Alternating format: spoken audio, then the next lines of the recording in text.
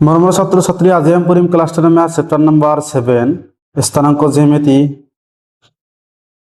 তো ষ্টুডেন্টস, এইটো চেপ্টাৰৰ যিবিলাক অনুশীলনী আছে অনুশীলনীৰ সকলোবোৰ অংক কৰিছো। আজি আমি তোমালোকক এইটো চেপ্টাৰৰ যিবিলাক উদাহৰণ আছে সেই উদাহৰণবিলাক সলভ কৰি দিম। আমি প্ৰথমত উদাহৰণ নম্বৰ 1 টো চাম। তাৰ আগতে এটা ফৰ্মুলা আছে দূৰত্বৰ সূত্ৰ, সেই সূত্ৰটো লাগিব। সেই সূত্ৰৰ সহায়ত আমি উদাহৰণবিলাক সলভ কৰিম। চাবা তো ষ্টুডেন্টস, এইটো আছিল কি দূৰত্বৰ সূত্ৰ, ডিস্টেন্স ফৰ্মুলা। যিকোনো দুটা বিন্দুৰ মাজত যদি দূৰত্ব উলিয়াব লাগে, যেনেকুৱা ধৰি লোৱা পি এটা বিন্দু, কিউ এটা বিন্দু, এই বিন্দু দুটাৰ মাজত দূৰত্ব উলিয়াব লাগে, তেনেহ'লে আমি কি কৰিম, x2 মাইনাছ x1 এইটো মাইনাছ কৰি হোল স্কয়াৰ কৰিম, x2 মাইনাছ x1 এইটো হোল স্কয়াৰ কৰিম, plus y2 minus y1 whole square. তাৰপিছত আমি কি কৰিম, ৰুট ওভাৰ কৰিম, বৰ্গমূল কৰিম, যেটো ওলাব সেইটো কি হ'ব, এই বিন্দু দুটাৰ মাজৰ দূৰত্ব। এটা আছিল দুটা বিন্দুৰ মাজৰ দূৰত্ব। এতিয়া আমাৰ কি আছিল, মূল বিন্দু ও 0,0 পৰা যিকোনো যদি এটা বিন্দুৰ দূৰত্ব উলিয়াব লাগে, তেনেহ'লে কোন ফৰ্মুলাটো ব্যৱহাৰ কৰিম, root over x square plus y square. বুজি পাইছা তোমালোকে নিশ্চয়? এইটো হ'ল কি মূল বিন্দু, আৰু যিকোনো বিন্দু যদি লাগে সেই বিন্দুটোৰ আমি কি কৰিম, x square plus y square কৰিম, যেটো ওলাব সেইটোকে আমি কি কৰিম, বৰ্গমূল কৰি দিম, যেটো ওলাব সেইটো আমাৰ কি হ'ব, মূল বিন্দুৰ পৰা যেটো বিন্দু আছে এই বিন্দু দুটাৰ মাজৰ দূৰত্ব। তো চাবা ষ্টুডেন্ট, আমি তোমালোকক প্ৰথমত উদাহৰণ নম্বৰ 1 টো কৰি দিম। উদাহৰণ নম্বৰ 1 ত কি কৰি চাবা, 3,2 -2, -3 আৰু 2,3 বিন্দু কেইটাই এটা ত্ৰিভুজ গঠন কৰে নে? যদি কৰে তেনেহলে কেনে ধৰণৰ ত্ৰিভুজ গঠন হ'ব তাৰ নাম লিখা।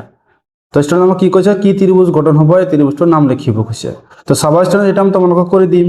এটা আমি পি বিন্দু ধৰিম, এটা আমি কি বিন্দু ধৰিম, এটা আমি কি ধৰিম, আৰ বিন্দু ধৰিম, ধৰি পেলাই এইটো সলভ কৰিম। চাবা তো ষ্টুডেন্ট, এটা আমি লিখি লৈছো যে ধৰা হল পি বিন্দুটো আমি কিমান ধৰিছো 3,2, কিউ বিন্দুটো কি ধৰিছো -2 -3 আৰু আৰ বিন্দুটো কিমান ধৰিছো 2,3। এৰপৰ আমি কি কৰিম, প্ৰথমত P Q, Q R, P R এই দূৰত্ববিলাক প্ৰথমত আমি উলিয়াম। প্ৰথমত আমি পি কিউ দূৰত্বটো উলিয়াম, পি কিউ 3,2 আৰু কিউ বিন্দুটো কিমান হ'ব -2, -3। তো ষ্টুডেন্ট, এইটো কি হ'ব x1 y1 x2 y2, তোমালোকে লিখি দিব পাৰা। x1 মানে 3, y1 মানে কিমান 2, x2 মানে কিমান হ'ব -2, y2 মানে কিমান হ'ব -3। এতিয়া আমি কি কৰিম, পি আৰু কিউৰ দূৰত্ব উলিয়াম। কেনেকৈ উলিয়াম, দূৰত্বৰ ফৰ্মুলা আমি জানো, আৰু কিউ বিন্দুৰ দূৰত্ব আমি জানো। লিখি দিবা যে এতে পি কিউৰ দূৰত্ব আমি কিমান জানো, root over x2 minus x1 whole square, y2 minus y1 whole square. তো চাবা পি বিন্দুটোৰ কিউ বিন্দুটোৰ দূৰত্ব উলিয়াব লাগে। ইয়াত চাবা x2 মানে আমি কিমান জানো -2, x1 আমি কিমান জানো, +3, লিখি দিবা +3 স্কয়ার, প্লাস y2 আমি কিমান জানো -3, মাইনাস y1 আমি কিমান জানো +2, লিখি দিয়া স্কয়ার। তাৰপিছত আমি কি মাইনাস আৰু মাইনাস যোগ কৰিলে কিমান হ'ব, -2 আৰু 3 যোগ কৰিলে কিমান হ'ব 5 স্কয়াৰ, প্লাস এইটো সেম মাইনাস আৰু মাইনাস যোগ কৰিলে কিমান হ'ব -3 আৰু 2 যোগ কৰিলে কিমান হ'ব 5 স্কয়াৰ। চাবা আমি 5 স্কয়াৰ যদি স্কয়াৰ কৰো কিমান পাম, +25 পাম। মাইনাস যোগ স্কয়াৰ কৰিলে কিমান হ'ব প্লাস, এইটো সেম হ'ব, মাইনাস যোগ স্কয়ার কৰিলে কিমান হ'ব +25 আৰু 25 যোগ কৰিলে কিমান হ'ব √50 হ'ব। কিমান জানো আমি √50। তো চাবা ষ্টুডেন্ট, আমি কিমান পাইছো, পি কিউ আমি কিমান পাইছো √50। এতিয়া আমি কি কৰিম, পি কিউ ওলাইছো, এতিয়া আমি কি কিউ আৰ টো উলিয়াম। কিউৰ বিন্দুটো আছিল -2 -3 আৰু আৰৰ বিন্দুটো কি আছিল 2,3। এই বিন্দু দুটাৰ মাজত দূৰত্ব উলিয়াব লাগে। ডাইৰেক্ট লিখি দিম যে Q R is equal to √, কিমান হ'ব x2 minus x1 square plus y2 minus y1 square. চাবা আমি এটা কিমান জানো x1, এটা কিমান জানো x2, এটা আমি কিমান জানো y1, এটা আমি কিমান জানো y2। তো লিখি দিম আমি x2 মানে আমি কিমান জানো 2, মাইনাস x1 আমি কিমান জানো -2। তো চাবা ইয়াত মাইনাস আছে আর ইয়াত মাইনাস আছে, মাইনাস দুটা কি হ'ব কোন হলে কিমান হ'ব প্লাস, কিমান হ'ব 2 স্কয়ার, প্লাস y2 আমি কিমান জানো 3 জানো, মাইনাস y1 আমি কিমান জানো y1 মাইনাস সে জানো এই -2 আর এই -2 পূরণ করলে কিমান হবে প্লাস কিমান হবে 3 স্কয়ার ইজ ইকুয়াল টু চাবা 2 আর 2 যোগ করলে কিমান হবে 4 4 স্কয়ার করলে কিমান হবে 16 প্লাস এর কিমান হবে 3 আর 3 যোগ করলে কিমান হবে 6 6 স্কয়ার করলে কিমান হবে 36 is equal to Q R is equal to কিমান পাবো আমি যোগ করলে কিমান হবে √52 জানো আমি এই দুটো যোগ করলে কিমান হবে 52 তার পিছনে আমি কি করি স্টুডেন্টস PR2 উলিয়াম তুমি PR উলিয়াও পারা বা RP2 উলিয়াও পারা আমি কি লিখি দিম ডাইরেক্ট যে PR P বিন্দুটার মান আমি কিমান জানো P বিন্দুটা আমি কিমান জানো 3,2 আর R2 আমি কিমান জানো 2,3 আমি PR এর দূরত্ব 2 উলিয়াম ডাইরেক্ট লিখি দিম আমি ফর্মুলা কি জানো x2 - x1 x2 মানে আমি কিমান জানো 2 মাইনাস x1 আমি কিমান জানো 3 স্কয়ার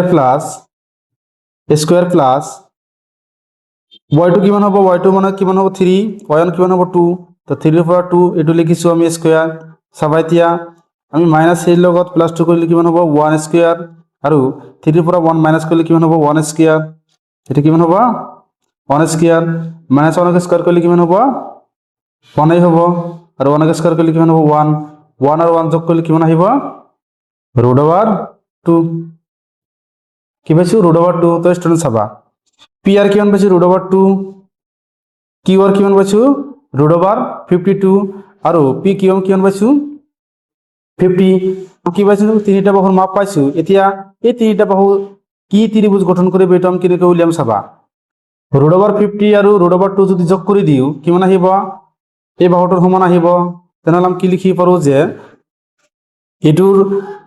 এটুর সমান আমি কি এই বাহু দুটা যোগ ফলের সমান লিখি পারো এনেকৈ লিখি পারো QR square is equal two PQ square plus PR square এটা আমি কিমান জানো পাইথাগোরাসের সূত্র চাবা স্টুডেন্ট এটু স্কয়ার করি ইজ ইকুয়াল টু এটু স্কয়ার আর এটু স্কয়ার করে যোগ করি ইয়ার সমান আহিব লাগিব চাবা স্টুডেন্ট যদি সমান আহে তেনহলে এই ত্রিভুজটো কি হ'ব সমকোণী ত্রিভুজ আর যদি না আহে তেনহলে কি আমি সমকোণী ত্রিভুজ কব নোৱাৰো QR ইজ ইকুয়াল টু আমি কিমান জানো লিখি দিবা √52 QR ইজ ইকুয়াল টু কিমান জানো √52 square is equal two PQ আমি কিমান জানো √50